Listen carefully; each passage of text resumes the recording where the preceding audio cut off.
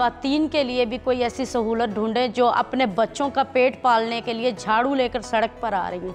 खुदारा हमारे लिए इस बात पर भी गौर की जाए। सारा मसला सिर्फ ये नहीं है कि हमारे आर्डर पक्के नहीं हो रहे, या हमें पानी नहीं दिया जा रहा, या हमारे बाल नहीं कटिंग किए जा रहे। हमारी औरतों के लिए भी कोई सेफ्टी और कोई इज्जत नहीं है।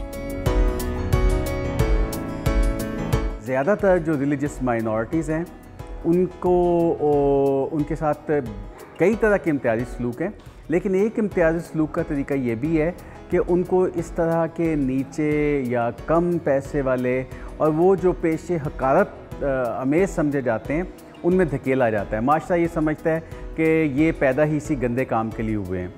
तो 2019 में जब हमने रिसर्च की तो उसके बाद हम अपनी फाइंडिंग्स को लेके अथॉरिटीज़ के पास गए और हमने कोशिश की कि हम उसमें कोई कानून में तब्दीली लेके आ सकें, कोई एडमिनिस्ट्रेटिव चेंज लेके आ सकें। और चूँकि आज 10 दिसंबर है, इस हवाले से हमने 4 साल पहले एक डिग्निटी अवार्ड का प्रोग्राम शुरू किया।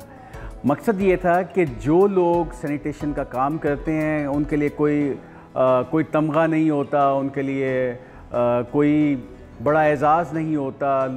जो लोग ये काम करते हैं वो अपने बच्चों से भी छुपाते हैं कि हम ये काम करते हैं।